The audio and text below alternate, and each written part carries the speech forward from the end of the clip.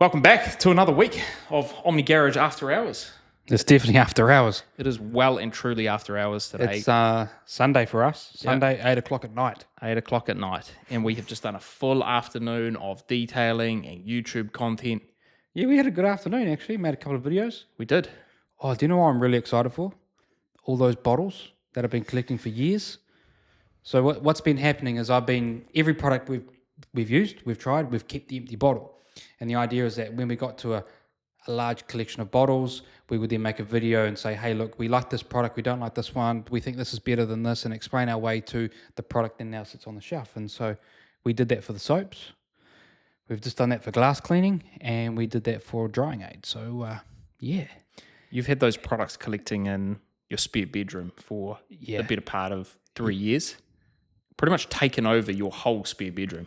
Yeah, so basically, like a 60-litre sort of, is it 60 litres? Yeah, 60-litre little Sistema thing and a chili bin. And yes, I'm excited. Now the empty bottles are now in your rubbish bin. You filled up half of the rubbish bin today, but it's quite exciting to get all those products out and go down memory lane a little bit with them. Yeah, it's also about sort of documenting that we've tried these products so that when people say you don't know what you're talking about, well, here's what I've tried. And we've explained the reason why we've tried these products, why we like them, and it sort of, I guess, bookmarks that chapter in Omni Garage. And now we've got a baseline product that we're like, okay, so any new product now, we will compare that to the one that sits on the shelf, and that's what will be the benchmark product. And if we find something better, then it will get replaced. So we made a video probably about 6 months ago on the channel, which was around the shampoos that we had used, the different car soaps, car shampoos. And then today, the two categories that we started to dive into were drying aids, spray sealants, and then we also did glass cleaners as well. So that was probably the three categories that we had the most products of as well. So it made a big dent on your box of products that you had accumulating. Yeah, so I feel, like and also we had a lot of products accumulating in that cabinet there, so it was really good just to clean that out so that we've got a fresh slate. And now basically everything you see now around and in the cupboard is used, what we use all the time, and we'll just build from there. So I feel good. It feels like a reset time, and now it's like, okay, now we can start to get more products in and try a different section of brands, I suppose you'd say, and move from there. Yeah, we talked about that in the video today as well. So I think the next subsections of detailing products for us to start having a look at will be hydrophobic glass cleaners. We've tried a couple, but there's quite a few in that category that we want to tackle. What was the other one? We were looking at,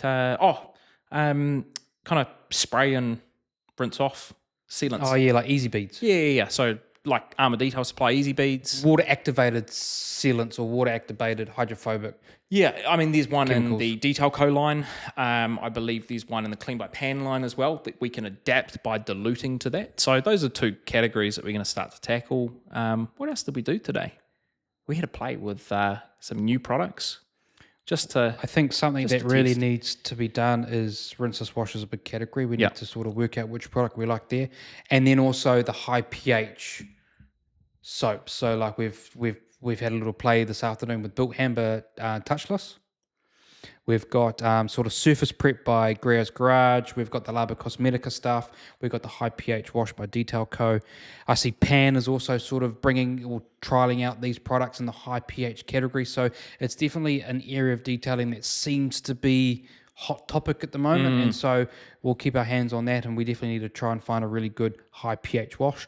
And then we'll pair that high pH wash with an acidic wash so that we kind of have a 3 pH system that we like. Yeah, we've got a few products that are quite exciting to have a play with. I'm looking forward to working on a few of those products, particularly cleaning your car. Yeah, so the Range Rover is filthy. It hasn't been clean for, well, I was away for 3 months. It wasn't clean before that. Oh yeah, so 3 months. We've been back a month, so 4 months. So there's definitely a lot of dirt and grime and road film on that car. So that will be really good test to try high pH soaps, really. Yeah, it will. And I think that that car being a white car as well, we should be able to wash it, rinse it off, let it dry, and see pretty quickly the results. Obviously, we can do the white paper towel test as well, which you did on the car that we were washing this afternoon. Yeah, so there's some good videos going out this week. And so that basically recaps Omni Garage's week. So stay tuned for that sort of stuff coming out. And You want to get stuck into some comments of last week and the week before? Yeah, I mean, what we thought we'd do is just from time to time, bring a topic in from some of the comments or the questions that we've had on some of the videos that we've already published. So actually, on our first podcast, there was a really good question here by a guy. Got the best water. Got the best water. How do you say this water? That's Pellegrino. San Pellegrino. San Pellegrino. It's the best sparkling water on the planet. What do you got over there? I have a little... oh, it looks like an adults only drink. Yeah, it is an adults only drink. Jeez, cheers. That'll get me through the pod. Might need a refill though, depending on how long we talk about this topic today. Okay, we'll crack on then. But the comment that we got on the first podcast was from a guy by the name of Chris M. And what he had to say is, he said, "I'd be interested to hear how you balance a full-time day job and have the time and energy to run a YouTube and detailing business. Are your spouses supportive of the lifestyle?" So I think that that's a loaded question. It is a loaded question, but I think it's a pretty good topic. And I think we start with the tail end of that, which is, are your spouses supportive of the lifestyle? Okay. What were our spouses just doing? Well, they helped set up this jungle gym of cables and made sure we had the right angles and made sure we were showing the right amount of leg, because everyone commented last week and the week before about too much leg. But a leg showing? Yeah, maybe we need longer shorts. You've probably got a lot of leg going there, and like I haven't seen a lot of leg. You probably can see a lot of leg on me.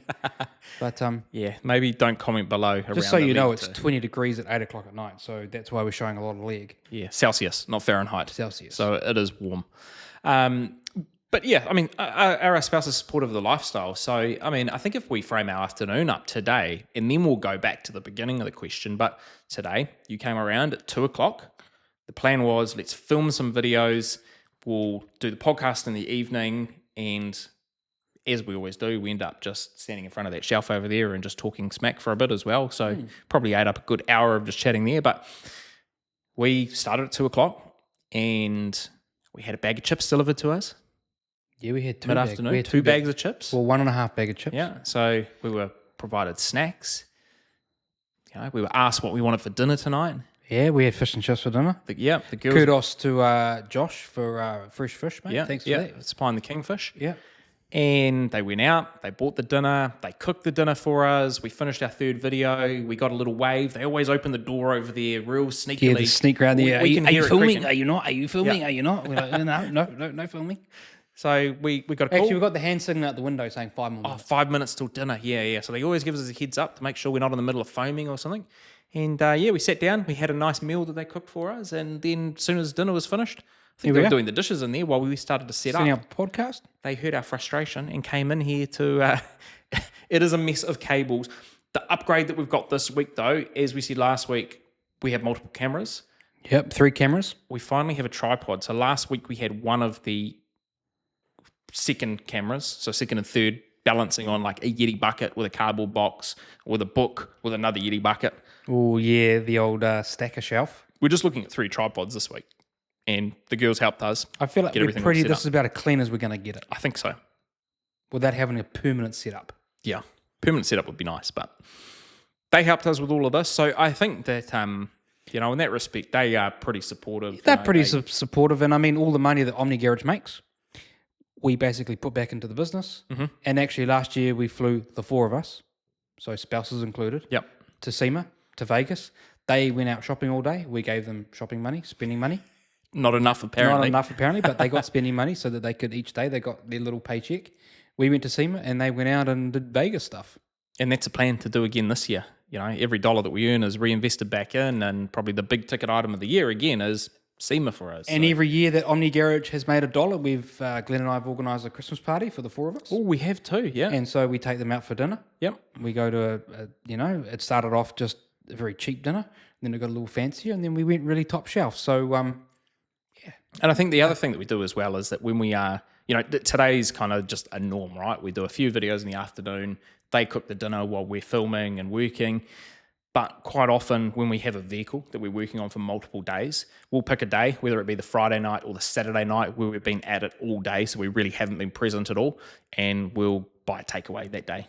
So Omni Garage will shout dinner. Yeah, don't worry about cooking, because that's probably the main thing they do to help us, right, is we don't have to go in the kitchen and start to prep dinner and go and do all of that stuff. So super, super supportive.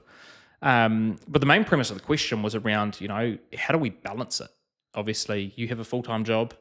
That's 40 hours a week. Full-time job. 40 hours a week. Yep. And we've got a lot of things that we're juggling. So we're juggling work, we're juggling family, we're juggling responsibilities around properties as well. We don't live in apartments, so we're both homeowners, so we don't have a rental type situation. So we are responsible for properties. I suppose what happens is we do the normal day jobs, and then afterwards is Omni Garage time. So that happens after hours. That's why you listen to the after hour podcast, because everything we do related to Omni Garage, the podcasting, our videos, our filming, our customers that coming through the shop is all happening after hours. So Omni Garage opens at 4:30 in the afternoon. Yep. Because that's when work finishes, and so we then crack on until the evening, and then we're available Saturday, Sunday to get customers' cars done. If we haven't got customers, that's when we're filming, and if we've got customers, we film content of their cars as well. Yeah. I think that's probably where the balance has been toughest, though, when we have customer vehicles. In the past, we found it really tough to kind of draw a line in the sand and go, okay, we need to kill two birds with one stone here. We need to work on this car and create content. And that's why a lot of the vehicles that we talk about that we've worked on, there aren't videos on, right? I think on our channel, we have the odd product video where we've worked on a customer's vehicle, but the only dedicated videos we did was on a BMW X5. Yeah, you're right. And an Audi RS6, and we're probably a little bit challenged there. And I think it's more just that we are so busy and a detail takes us so long that picking up the camera while we're doing that is a challenge. It sort of gets chucked to the back, right? Yeah. And you will see that actually the videos have had periods where there hasn't been any uploads. And Glenn and I will be the first ones to admit that actually probably a lot of the reason why the channel has not maybe grown as far as you would expect from the amount of time and effort and the length the channel's been running is that we're not consistent with uploads. And the reason why we're not consistent with uploads is that normal life gets in the way. Whether that is normal Monday to Friday work, whether that's family holidays, whether that's moving house, building houses, that type of stuff, or whether that's a customer in the way. And you get to a point where you just go, look, I'm not really going to make a video. I can't be bothered. We're too busy, so it just falls by the by. That's not very good for the YouTube algorithm, and we can definitely see that there are peaks and troughs of our YouTube. So when we upload, we get good views and stuff. If we don't upload, it drops off. Our money drops off, and then we get disappointed. I think now in the last couple of weeks, we've basically created a bit of a schedule to go, hey, we need to fulfill this. A video needs to go out on this day. A short needs to go out on this day. A video needs to go out on this day. A short needs to go out on this, so that we have consistency. I think the real difference is we have started to treat it more like a business now rather than a hobby. And we probably ran it like a hobby business for the first 3 years. And I think now, as of like a few weeks ago, we really kind of made the decision that it needs to be a business and be run and structured in that way rather than just a hobby. So we film and structure like a business. And part of it is this podcast, right? Yep. So we have to produce one podcast every week. And so we have to do that. And so we're like, well, if we have to do that, then our content has to go out like a business. So we will do a big film day. We've decided to do a big film day. We'll make a whole heap of videos and they will go out throughout the week. And that's our one dedicated day to Omni Garage. And then we have customers that filter in through that on scheduled washes and other clients coming for full details and stuff like that. So yeah, we have to move in towards it. And as we get busier and busier and busier, and this becomes more and more important, and as we grow and grow and grow, we have to start to move into a business-like fashion anyway. Yeah, absolutely. And I mean, if we go back to our early days or really how we created content for the first 3 years on the channel, the way that we would do it is we would kind of panic a little bit and go, oh, okay, we need to make a video this week. What are we going to make a video of? We'd always have something to make a video of. So we've never actually been short of content. When I thought early days we would. And we're 300 plus videos on the channel now. And we've never struggled to go, what do we have to do? Never ever struggled. But the way that we would structure it is we go, okay, what's the one video we're going to do today? And we'd spend all this time traveling to each other's house, setting up the cameras, getting ready, and we'd film one video. Yeah. And it just wasn't smart use of our time. And I think when you're doing this as a side business and you have a day job, you've got to be really smart around your time. And when you get set up to make one video, well, you may as well make the second, and you may as well make the third while you're there. And I think that's something we've only just learned. Yeah, I mean, you think about it, you normal cleaning your car process while you clean the wheels. So make a video cleaning wheels. Done. Then, I got to clean the paint. So make another video cleaning the paint. Second video done. Now I've got to put a drying aid on there, or I've got to do an interior clean. So there's another video. So all of a sudden you've only cleaned the car once, but you've made 3 videos. Yeah. And while you're there, you should capture some short content and do some social media posts. We're really bad on social media. Oh, we are terrible. Instagram and Facebook is the thing that lapses the most because I just hate posting to those platforms. I think those platforms, though, are just not important to... Well, we haven't made them important. No. The core for us is YouTube. It's just YouTube, YouTube, YouTube. So we're happy to do Reels. You'll notice that we've posted Reels or short-form content, and it is only on YouTube. Wouldn't take as much effort at all to put that on Facebook or Instagram. But it just has not been a priority. Having a following or an audience on Instagram, it doesn't interest me. And the 2 platforms are slightly different, and you've got to do different things on each platform. And you're right, we should probably do it. We should spend a lot more time doing that because that would help feed into everything and make sense. It would also feed into the business and people would see that a bit better, but it's just something that, again, is probably lapsing too much. Yeah, I think the toughest thing that I found in terms of balancing is it's not necessarily been the fact that we don't have time to do this stuff. It's just been the lack of structure behind it. And look, I think having a supportive family has been pretty important because if they were going, oh, how long are you going to be? Do you have to do that this week? You know, we definitely wouldn't have made it to here. We would not have been 300 videos in. We would have given up a long time ago. So huge credit to the support that, you know, our wives have provided, and my daughter as well. You know, it's a lot of time that's been eaten up. But I think they can see the bigger picture as well. And I think that's made it easier for us, although we haven't had a huge amount of structure, to be able to go, oh, hey, look, let's film something tonight. Or, hey, what are you doing tomorrow? Let's film something. But I think that the challenge has also been the areas of absenteeism from either of us, right? So it's, you know, you've just come back from 3 months in Europe. You know, I'm frequently, you know, a couple of times a year doing a family holiday as well. So that's 2-3 weeks at a time. I think last year was about 3.5. Yeah. And that is going to be a challenge, and even more so with the commitment of the things like the podcast. And I guess our commitment to ourselves as well around we need to be consistent with content. And I think planning comes into it there. So it's, hey, look, we're going to have to be aware of those times, and we're going to have to either pre-record and be ahead of the game. And we've done that before. We have, yeah. We have done. We've had a month worth of content. When I went away the last 3 months, we had a month worth of content that went out. So we can build into a buffer, and you definitely need to. And this podcast, we're going to need to do that probably. Yeah, and I mean we're running about a week ahead with the podcast, but we really want to be able to go live as well. So I think there's going to be a balance there in itself to go, hey, look, let's do some of these podcasts live, and let's pre-record some as well with some of the viewer questions that you guys have. So I mean, keep the questions coming because that really helps us with the structure of being able to record, you know, that week ahead rather than panicking on the evening before. But I think that the key there has been structure, you know, especially when it's a shorter break. What's always a challenge is when we travel together because there have been quite a few weekends or, you know, the likes of SEMA when we go away. That was quite easy to film content there, but goodness, getting content out while we're at SEMA was a challenge in itself. Yeah, internet is not the greatest over there. No. So we're going to have that again. We're going to have a 2.5 week period in probably about 2 months where probably a 2 week period is quite easy for us to pre-record. So we'll be able to pre-record, you know. We're quite ahead videos now with content. So, yep, now that we've got structure and we can build to that, I think we'll be fine. I remember do you remember COVID, filming through COVID? Oh, yeah, that was difficult, actually. We were doing half videos together. Yeah. And actually, that was probably a period too where things lapsed a little bit and we...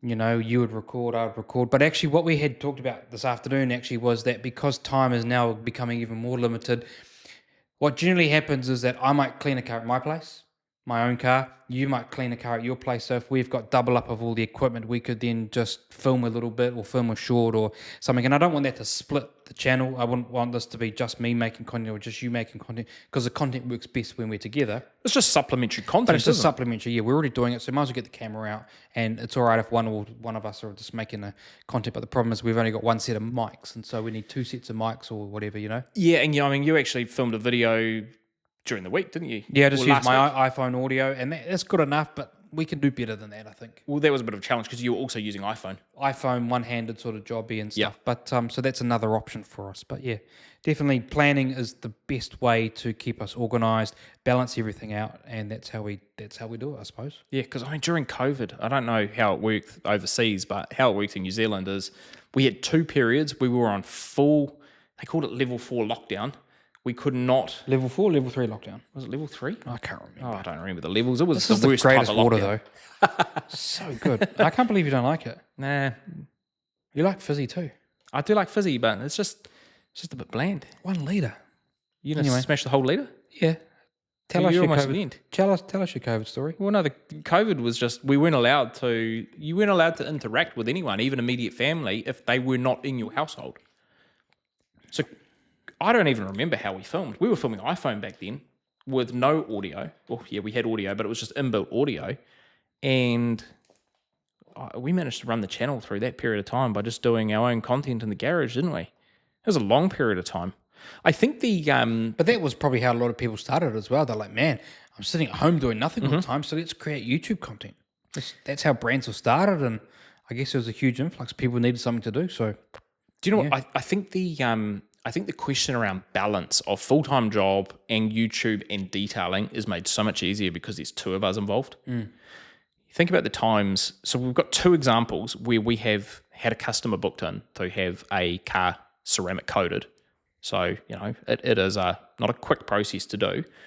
There was 1 vehicle that we picked up on a Friday afternoon, and I actually had to go to my daughter's, it was a drama, like a concert. Remember that evening? And that's just where balance works so well for us. So we're both in the driveway. We did all of the decontamination of the vehicle together. We pulled it in the garage. I went and got ready to go out, disappeared for a few hours. You just stayed in the garage here working. I came back. There was a Lexus that we had. Yeah, it was. Coated the Lexus, yeah. And you coated it. I think when I got back, we might have just had wheels or glass or something left to finish up. Yeah. And then the flip side is when you were in Europe, I had a customer book in with a Toyota Land Cruiser. And again, just work through that process. So I think if you're an individual doing this, that's so much more difficult because... Well, you'd have to close the shop down for that period. Correct. You have to completely take it offline, and then you're putting the customer out. And then also when we're thinking about content as well, if you're away for 3 months in Europe, you're not filming an awful lot there. So you're either 3 months ahead or you are just putting a complete pause on it for 3 months. Yeah. So I think the balance has been made so much easier because there's 2 of us. And I think that plays into the admin side of the business as well. So if you think about what we have to do admin wise, like we have a Shopify website set up, which makes all of our, running the website, our billing, anything for customers super, super easy, invoicing. What takes the time is not the filming of these videos. It is the editing and it is producing the thumbnails and then descriptions, titles. Yeah, I spend a lot of time doing thumbnails. Yeah, so that's probably, I think, for me, where the toughest piece of balance comes in. And it's very set around, hey, we're filming this afternoon, and that's like locked in time. You're either doing it or you're not, right? Well, generally, you're already washing the car, so for you to then film, it's not that much extra time for you to do that. But then you're right. The editing is what takes the time. The thumbnail is what takes the time. Uploading that to YouTube, all the tagging, writing a description, etc., etc. Yeah, so we have our own, I guess, roles and responsibilities when it comes to the admin side of the business. And I would say that you're the thumbnail guy. Yeah, I do mainly, I do majority of, all the thumbnails. Yep. And I do a good chunk of the editing, but you mainly do editing. I did 1 thumbnail recently. Yeah, you did. You just took a picture of that shelf up there and sent it into the wild. And do you know what? It got just as many views as any other video. Yeah, so what does that tell you? But yeah, I wouldn't do all of the editing. I would do 70% of the editing. That changes on a weekly basis though, because if we film 4 videos, I'll offload everything onto my computer, send you home with a memory card, and we'll kind of just go, hey, I'll start on this, you start on that. And then by the end of the week, we just share it out. Done. Really. They We get just shared. share it out. Yep. Podcast editing, a little bit tougher because everything's on the laptop that's in front of us getting recorded. I've kind of just taken the responsibility for doing that. And then I do titles and descriptions. You do tagging of videos. So we've kind of just got these unwritten responsibilities, really. Yeah. No one's set out to go, you will do this and I will do that. It's just kind of what we've fallen into. So I think that's what you wouldn't get if you were a one-man band. Like, you'd have to do it all. This would be so challenging. If you were, Eddie from EC Details and you were doing all of this yourself, it's a challenge. Unless you sent some of that out, maybe your partner would maybe do half of it for you. Maybe they would do the tagging or the thumbnail or something else. I don't know if you'd split it out like that, but you could possibly do that. But where you're really run into issues is the types of times when you're away, you know, how we've done the detailing when both of us haven't been available for any which reason. So I think we do a really good job at balancing it out there. But I think for us moving forward, it's just all about structure and treating it more like a business, specifically the YouTube side of things, because that's the core. That is the most important thing that we're doing.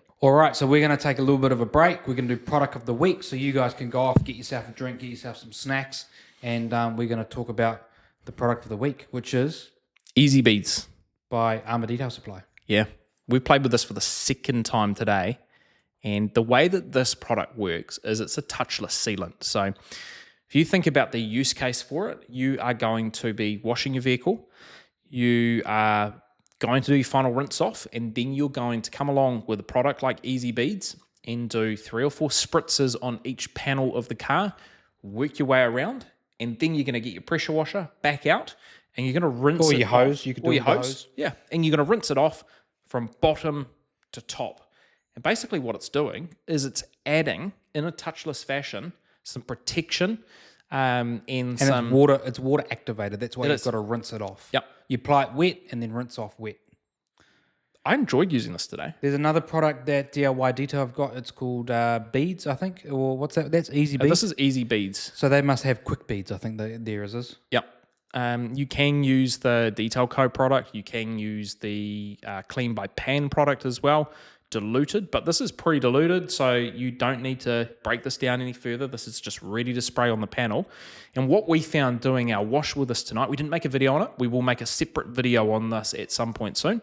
But what we found is it made the car way easier to dry. It's also a really good, quick way to add a little bit of beading and a little bit of protection to your wheels. Yes. So people, you know, you dry your paint off usually with your drying aid, etc. But it's a bit difficult, a bit annoying to try and apply that to your wheels. If you just spray that on and then rinse it off after you finish rinsing the wheels down, that's a really quick way to add beading, and I quite like using it in that fashion. Yeah, I think that will become just part of our normal process, and then whether or not we add it into the process when we're washing a vehicle, I think you're probably going to find more benefit from this. I wouldn't say more benefit, but I think that this is going to be a really good product for a non-ceramic coated car. Spray this on at the end of your wash, and it's going to make getting the leaf blower out to dry it way easier because you're adding some of the hydrophobic properties that you would potentially have in a ceramic coating. Obviously not to the same bonding level or the same type of stoutness, longevity, but what an easy product to work with. Yeah, so that's a product that we recommend. So pick yourself up a bottle at thehouseofrags.com, and I think you'll enjoy using it. Now, there's another big comment in there from our favourite commenter, Joe.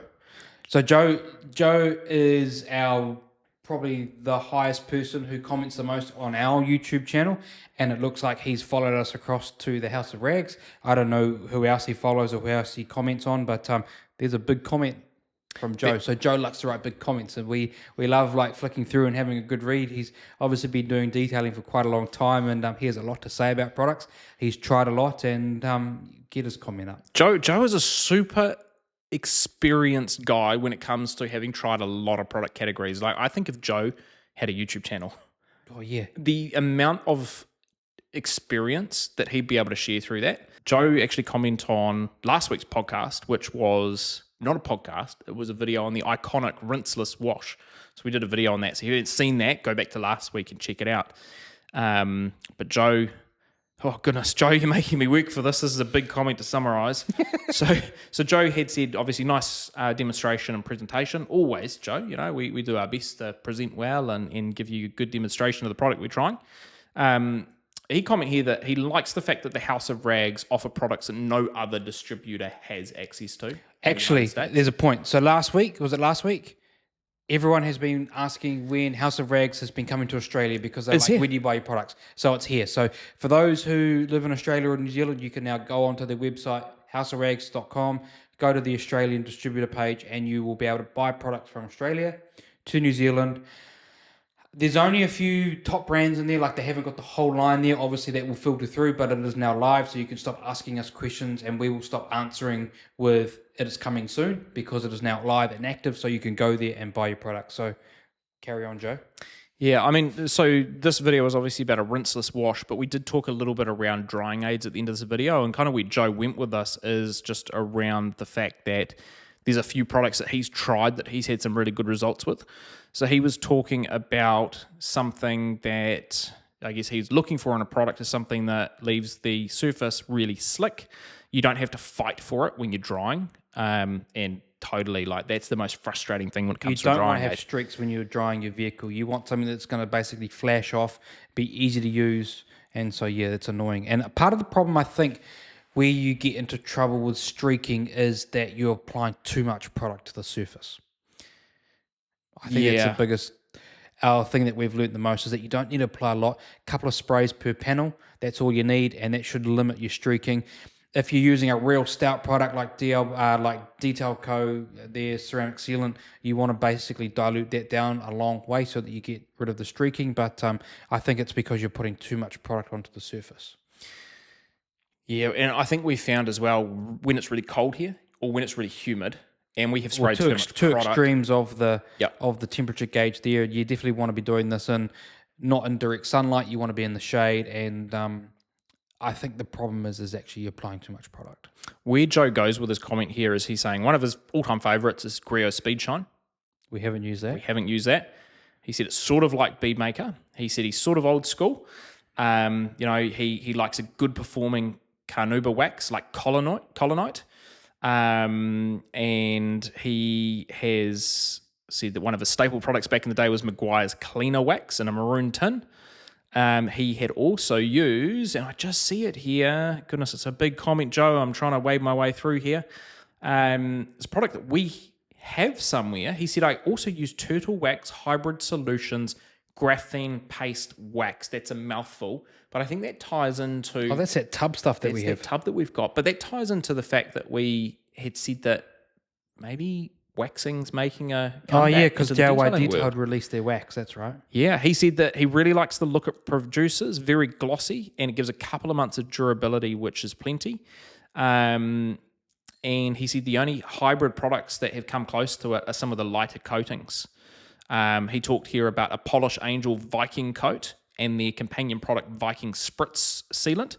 Haven't tried any of the Viking stuff. Yeah, saying they work fantastic, but they're super pricey, and they're still his all-time favorite detailing products company. And I think this is the interesting thing about YouTube comments, and in particular, like what Joe's got here for us, is he has just mentioned 4 or 5 different products that I've never heard of before.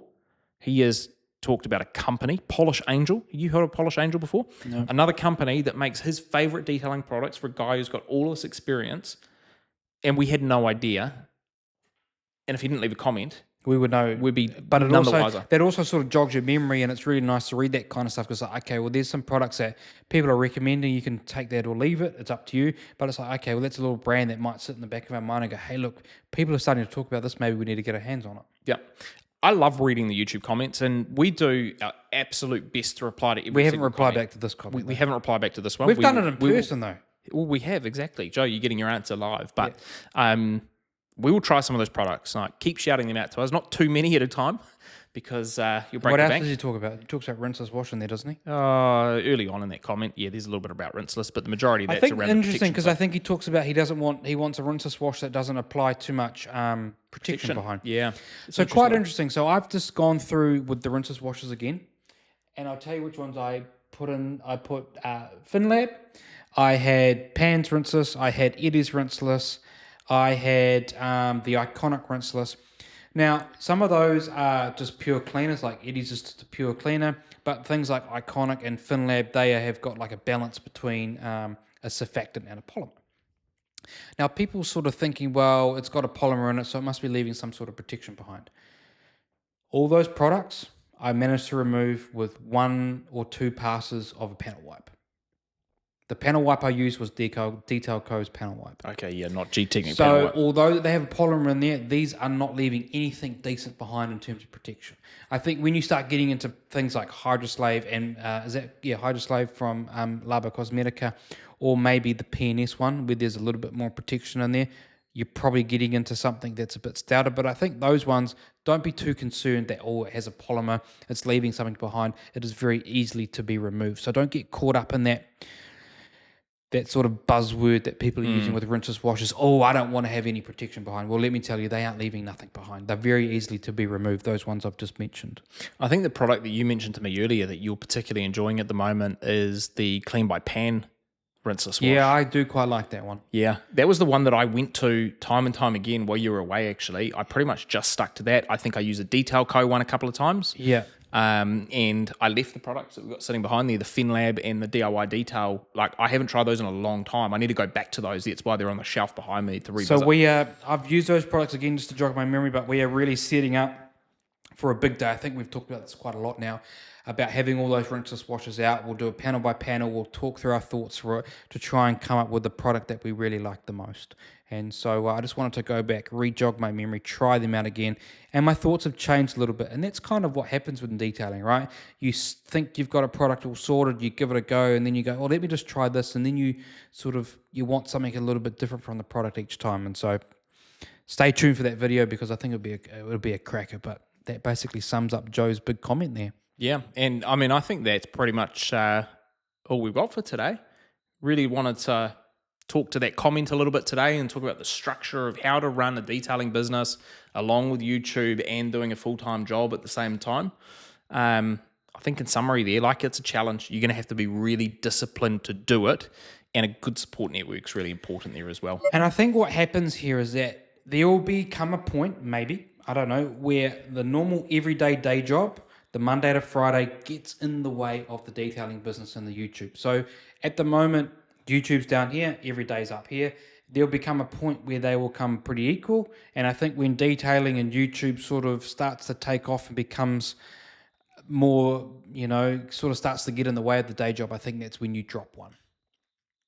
That's a tough thing to do, though. That's really tough. And I think especially when you're talking about two people doing this as well. But that's what happens in like the business thing. Like you start doing your side gig, and there's plenty of YouTubers out there who have talked about this, when their side gig was just sort of brewing in the background, and there came a point in their life where they needed to make a decision for one to go, one to stay. And that's, and that might happen to us, it might not, but we'll leave that decision until that arises. But at the moment, the day job still pays the bills. Yeah, correct. And yeah, I think 6,000 subscribers, 6,900 subscribers will cut it. But I think we're at 7,000, aren't we? Well, we're getting there. Close. We're close to 7,000. 7,000. But do you know what? Stranger things have happened. Eddie was at 7,000 from EC Details like 2 months ago. 20,000 now. Yeah, I think he's at about 24,000. So I think it just needs one inflection point. It could be effort. It could be a bit of luck at the same time as well.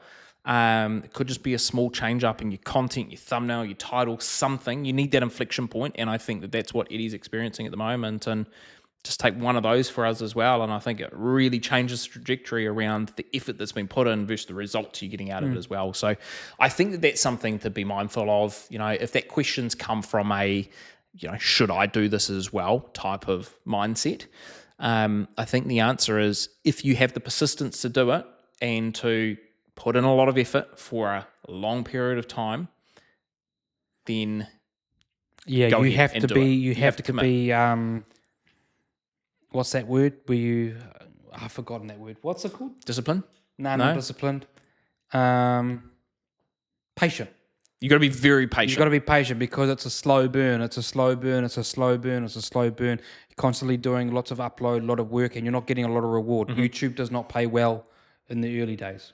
No. And in fact, it doesn't pay at all until you get your 4,000 view hours, 1,000 subscribers. But be patient. And I think a lot of people give up too early. Yep. Before the kick. And so just keep doing it. Be consistent. The algorithm likes consistency. Be different, create your own personality, and I think you'll get there eventually. But work-life balance is serious.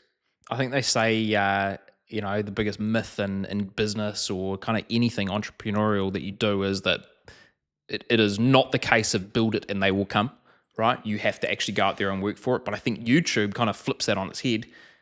Build it, keep building it, and eventually the views, they will come. Yeah, but don't forget, they're going to come in small proportions. They are. And even big YouTubers who have a lot of people still are getting paid a small amount of money. Correct. So I think you've got to be really passionate about what you're doing. If you're picking a topic or you're picking a business that you're only in it for that eventual payoff, you're not going to have the sticking power to it to get through the 3, 4, 5 years of hard graft to get there. You've got to be at least somewhat interested in it. I would recommend you're really, really interested in it. Otherwise, you just won't have the patience to get through some of those tougher times. Yeah, so if you want some more questions answered and you want to be, instead of just us typing your message and you want us to answer it in person, drop those questions in this week's podcast and we'll pull it out. And if it's interesting, we'll talk about it. But that's it from us. And see us again here, I guess 3 p.m. Eastern Standard Time. Next Friday. And we'll have another good video for you. Yeah, thank you so much for watching. Make sure you hit the subscribe button, and we'll see you guys. Give the House of Rag guys some love, and we'll see you next week. Catch you then.